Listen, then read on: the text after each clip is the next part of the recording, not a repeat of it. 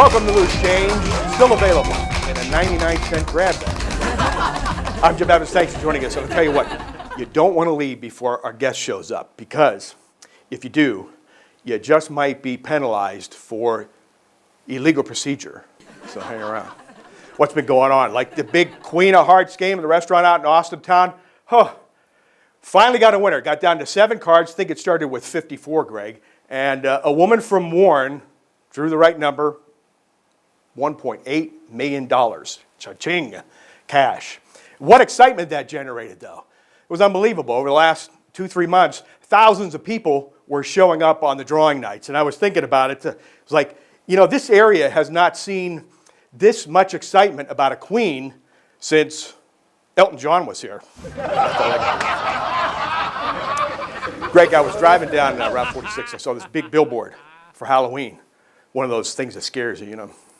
It said 9 elements of terror, 2 hours of horror.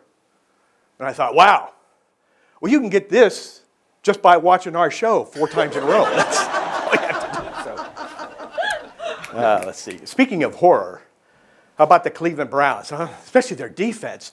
You know, that was supposed to be one of the strengths of the team this year. Everybody said, the defense is going to be really good. And I was never really on board with that, but I thought they'd be a little bit better. Gee whiz, they've just been terrible. The Browns' defense has more holes than Donald Trump's campaign platform. I mean, it is that bad. So, what else is next? Can we ask the director what else is next?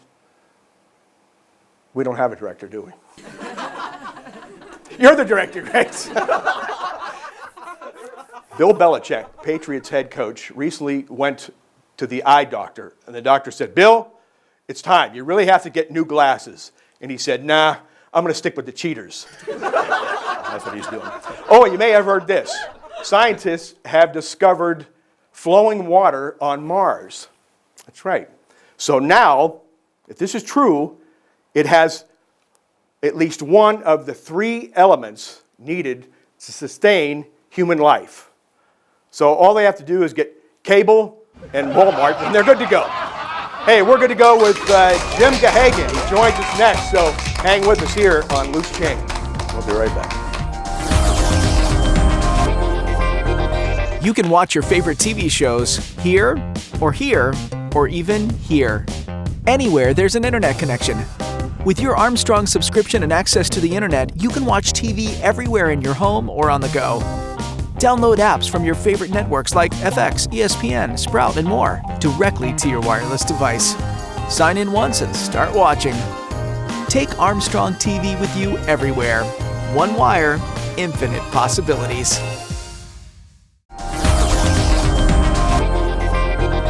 Welcome back to Loose Change. I'm Jim Evans, and I have the pleasure to be joined by, you know, if you follow high school football and you're really involved in it locally, you know who this is.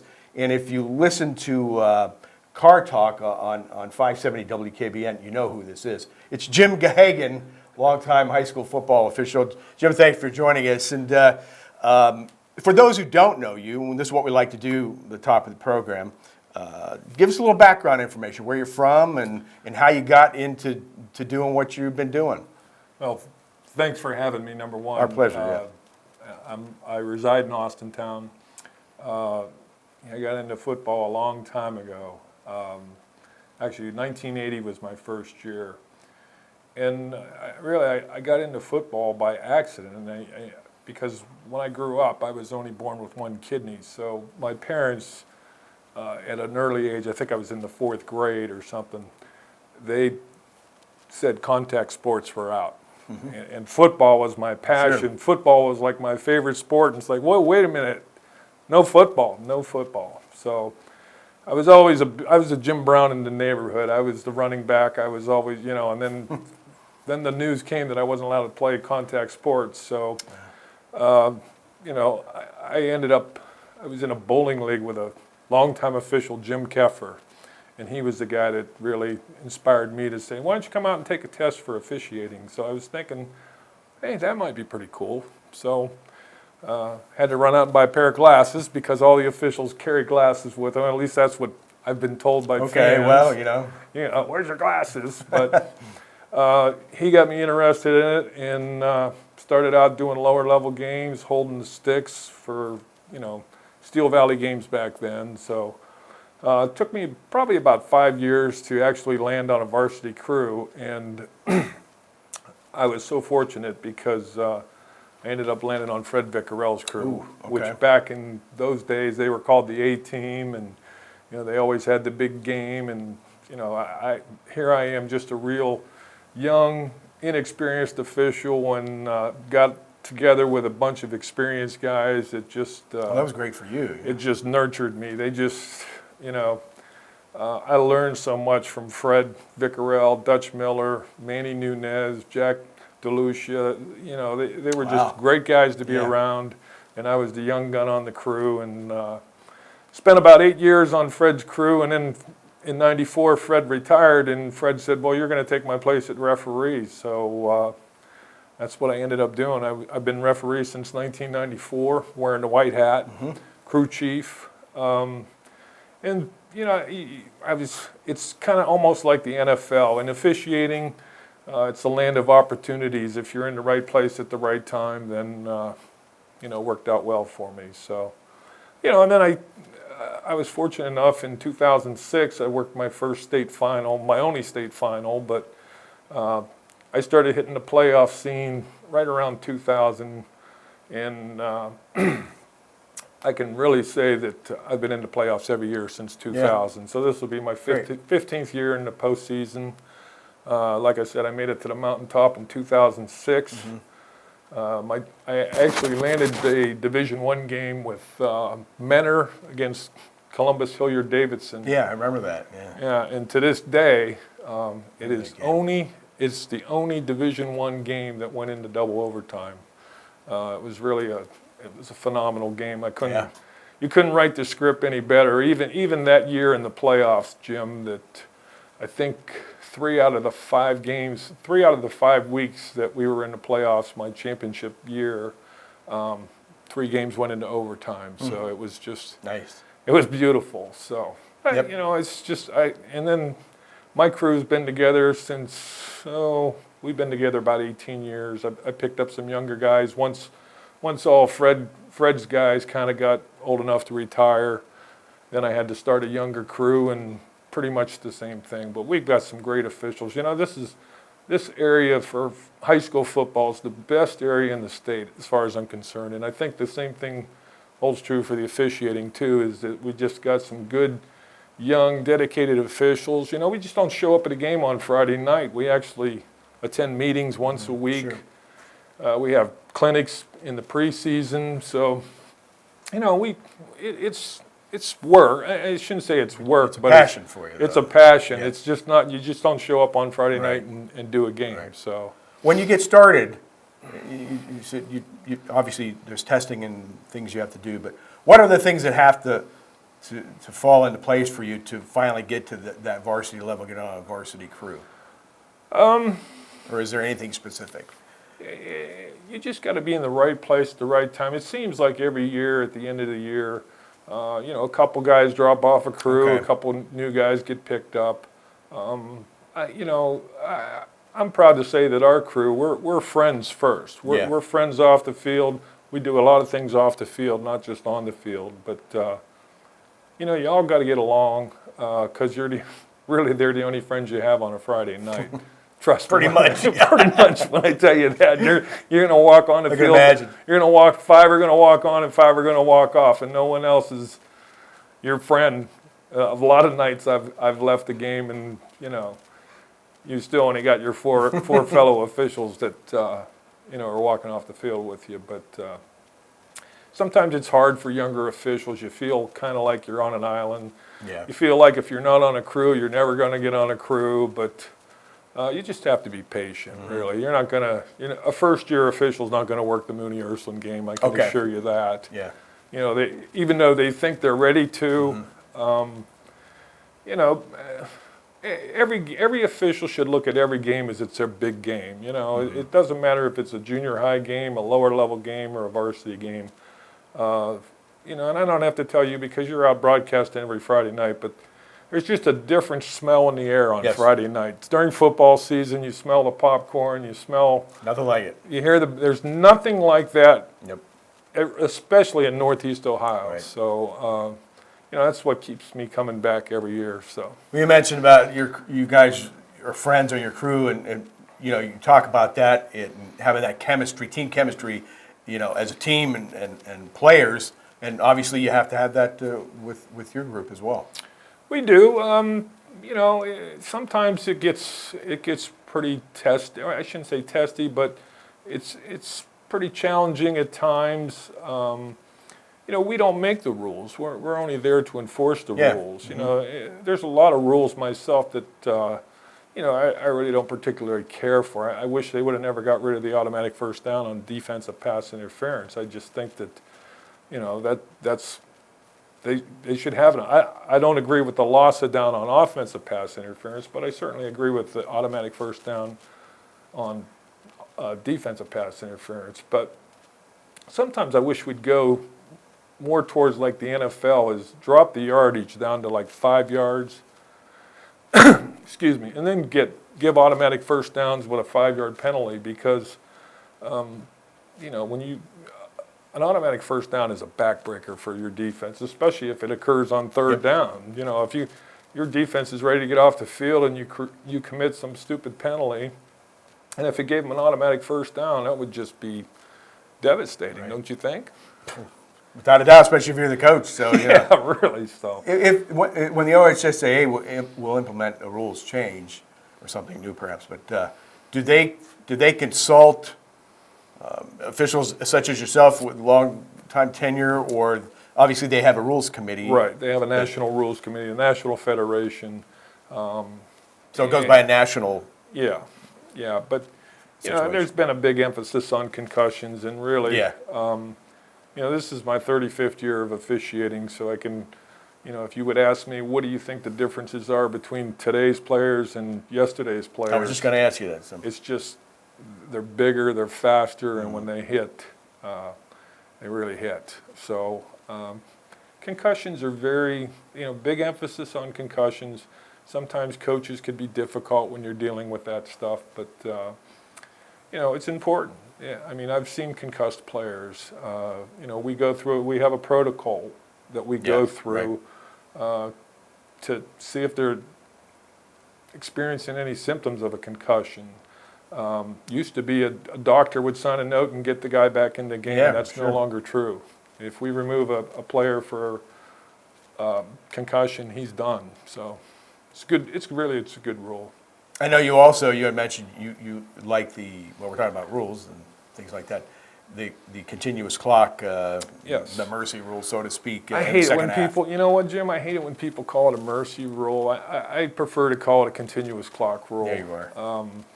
Mercy rule, the number one reason for the continuous clock is reverts back to my last answer. The kids are Exactly. bigger, they're Right. faster, they hit harder. It's more of a safety aspect. You don't want to leave your number ones in against the number 3. Right. They're going to get killed. So it's for a safety factor more than anything. It's not because, hey, we're going to eat earlier tonight because the game's going to be Right. over. Yeah. It's more or less for safety. And really, these kids do hit. Football's a 12-month sport nowadays. It is, When you and yeah, I were growing up, you might have played basketball, baseball, football. Nowadays, they want it to be a 12-month sport. It is, sure. So, Well, I remember there's the weights, go lift, but Right. you go work out with that universal gym. When we were in summer practice, Right. that was it. But now they're taking that's- attendance to make sure you're there every day. it's year round. Yeah. What are the challenges for referees today? Is it mostly player safety, that type of thing, or? Big emphasis on safety. You've heard the old adage, they could call holding every play. Right, We'd like to think that we concentrate on what we call the point of attack. In other words, if you got a guy that's running around the right side and that the end on that side holds the linebacker and creates a 80-yard run, okay, then more than likely that's probably going to be a holding call. If you got the left side tackle or the left side wide out holding. It really didn't create an advantage or a disadvantage, so you would let something like that go. That doesn't, we concentrate on point of attack, and we also concentrate on advantage, disadvantage. And then a lot of times we have to see the whole file committed. You can't call what you don't see. Mm-hmm. So, a lot of times you hear people in the stands, he's holding. Yeah. But we each have an area of responsibility that, we concentrate on. So, to the average fan, I don't think they realize that each 5 officials are concentrating on what we call an area of responsibility, and then we're looking at point of attack. Mm-hmm. So, well, it's a point in our program where it's halftime, and we're going to take a break, and then we'll be back with Jim Gahagan here on Loose Change. Are you a lawyer? Great. You won't have any trouble navigating this unwieldy satellite contract. But for the rest of us, it's easy to get lost in a morass of early termination fees, upcharges, and restrictions. Still thinking of switching to satellite? Better call legal. With television service from Armstrong, there's no dense legalese to sort through. Armstrong, one wire, infinite possibilities.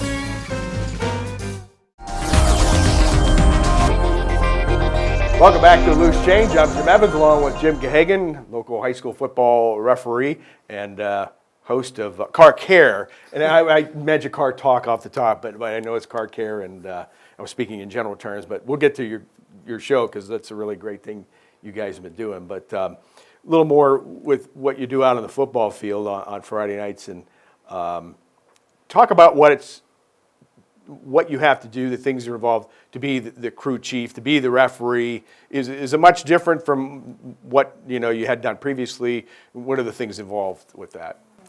The crew chief is the guy that's actually in charge. I mean, since the NFL went to miking up referees, and now a lot of high school venues have gone to miking up referees, you're the guy that's actually in charge of things from the beginning of the game. When we talk to coaches in pregame. We go over any special plays they may want to run. We go over any special rules that Columbus wants called, for instance, this year. There's another big emphasis on targeting a defenseless player, helmet-to-helmet contacts. Once again, things that try to reduce injuries, because you got a receiver going over the middle, has no chance of catching a ball and gets popped by a defensive back. They obviously want that called, and you're not going to win. If you try to call up Columbus and say, well, this officiating crew called this, and you're not going to win. Columbus wants that called. So, but most people don't realize we arrive at a game an hour and a half prior to the start of the game. We'll spend a half hour getting dressed. We'll spend another half hour going over what we call a pregame meeting. What we might bring up, maybe what happened in last week's game that we may want to concentrate on tonight. And then we're on the field a half hour before kickoff, and then naturally the coin toss is 20 minutes before kickoff. So, and like I said, when we walk on the field, or we're inspecting the field, we're inspecting hash marks, we're inspecting the pylons, we're inspecting the field in general. We're talking to the chain crews. A lot of high school venues have their own chain crews, so we try to emphasize that it's important. They're part of our officiating crew. Whether you're dressed in a team jacket, that doesn't matter. For the next 2.5 hours, we want you to be a part of our crew. You're important to us. You can make us look really bad. So we try to give them a small pep talk and try to explain the importance of what they do. I mean, if you've ever seen a game where, the box guy moves, that's, me being a referee, if he would move and then we'd have a penalty where we'd have to go back to the previous spot, that's just stress. I mean, that's total stress because he moved. And so we go over things like that. And like I said, we've got great coaches in the area. I love all the coaches in the area. They do a real good job. It's not worth the time they put in for what they pay these guys. And it's just you wouldn't believe how much time a coach puts in. Yeah. So, you know, for us to show up on a Friday, and I try to preach to my crew that, you know, if we don't have to throw a flag, I like to see how long we can go without throwing a flag, because people don't pay to watch us throw flags. It's not like the NFL where you can have a flag every other play or, you know, a commercial break. We like to try to, you know, throw as less flags as we possibly can. So, you know, I learned that a long time ago, that people aren't paying to watch us. You know, we're not the star of the show. You know, and you might have heard Denny Liebert say this a million times, and you know, he probably got it from me, but you know, the best officiated game is when we don't even get mentioned from the start of the game till the end of the game. And you know, but being a crew chief, I can tell you myself that no one has to tell me when I've had a bad game. We know, you know, when we didn't perform to the way we're used to, or the caliber that we're used to. No one has to call me and go, boy, you stunk last night. I can tell you a lot of times myself when we walk off the field that either I was unhappy with my performance, or maybe thought we could have done better. You know, one thing I can assure you about our crew is we always want to get better week to week. You know, some games go real smooth, and then some games not so smooth. So, you know, we want to try to remain consistent. You know, some coaches, you want to build a reputation, so when we walk on the field before the game, the coach can take one look at the crew that's working the game and know that he doesn't have to worry about, you know, somebody getting homered, or you know, this crew likes to call holding, you know, and I want that. Well, what's the word I want? I want him to be comfortable with me, because I want to show him that I'm comfortable with him. And I'll let coaches, you know, if a coach ever calls me, you know, over to a sideline, I'll let him have his say. You know, he might be wrong, he could be right. You know, I've talked to coaches before that, you know, have actually won an argument with me, and you know, we just have to make it right. The bottom line is, it doesn't matter if we stop the game for something, if it takes 5 minutes, if it takes 3 minutes, as long as it takes to get it right. That's what it takes. That's what it takes, because if you hurry up and you get it wrong, then, you know, they're going to write about you, they're going to talk about you. Before we got going, you had mentioned you just recently had one of the best games you've had in a while. And what would that be again? Is few penalties? I mean, could be, because for us or fans, you know, it's you know, there's a lot of scoring, or there's great defense, but for the officials, it could be a lot different. It could be a game where the other team came back within a minute left in the game. They were, you know, it was onside kick time. All right. Okay, where, you know, an onside kick could, I mean, the team that came back had the momentum. All they have to do is pull off this onside kick and watch out. You know, it was just one of those games. The games that are real tight, it's a lot easier to stay focused than a game that's a continuous clock game. There you are. It's hard to stay focused on a continuous clock game. I can see how that happens. Even for a broadcaster, right? Yes. Well, yeah, you're right there too. So, postseason. What qualifies you to make postseason as an official, and how does it end up? You don't have your normal crews work together, do you? How does the this year it worked out. I have my regular season crew as my playoff crew this year. Great. So that worked out really good. But in most cases, coaches will vote, athletic directors and assigners, and then your local association, which I happen to belong to, the Youngstown District Football Officials Association. You're voted on by your peers. So it's a matter of accumulating enough votes to qualify for postseason, and then you have to meet their mandated so-called qualifiers, like you have to hit a state meeting, you have to hit your 4 local meetings, you had to officiate at least 8 varsity games at the position. So, you know, if I go in as a referee, or if I referee during the regular season, I'm not going to slide into the playoffs as a head linesman or something. I'll be a referee in the playoffs. So And the playoffs are an exciting time. The Yeah, sure, playoffs, yeah. you know, I mean, I'm one of these guys. I'm anxious to see how it works out this year because I'll have my regular season crew with me in the playoffs. But in the past years, you get a chance to meet guys from all over the state.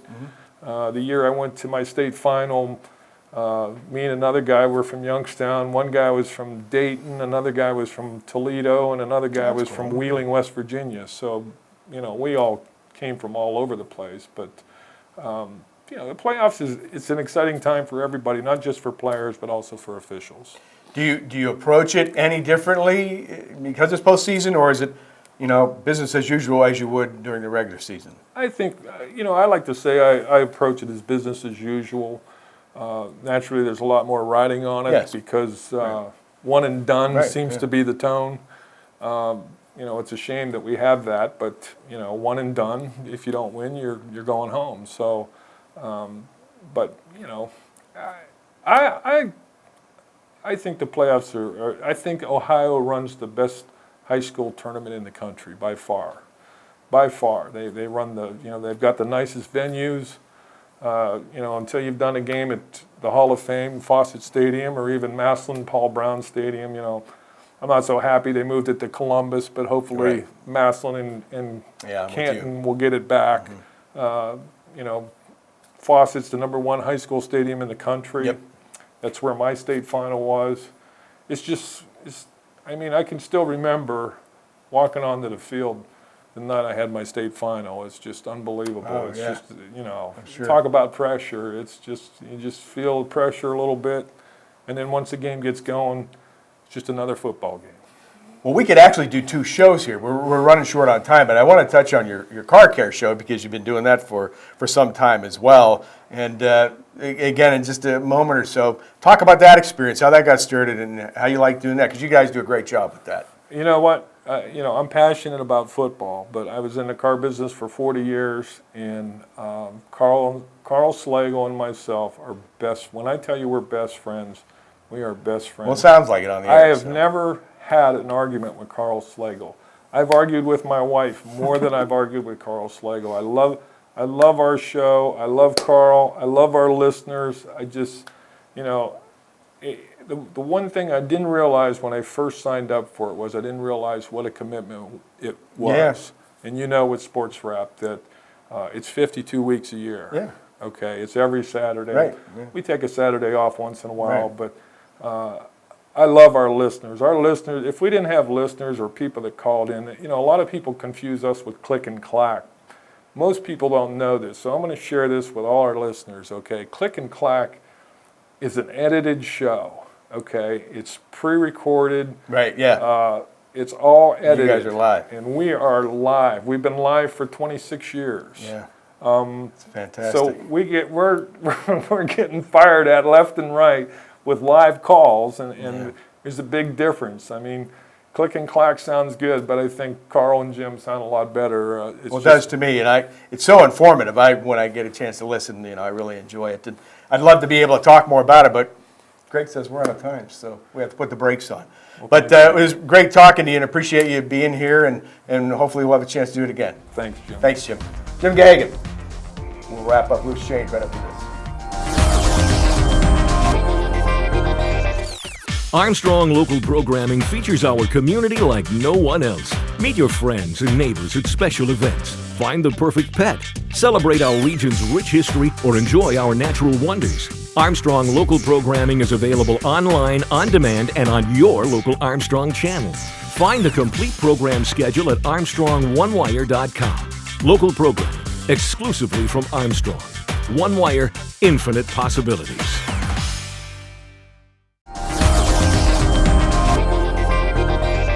Holding number 20 of the offense. That's a 10-yard penalty from the spot. Thanks so much to Jim Gahagan for his time on today's show, along with Greg Roten. I'm Jim Evans. We'll catch you next time here on Loose Change. First down.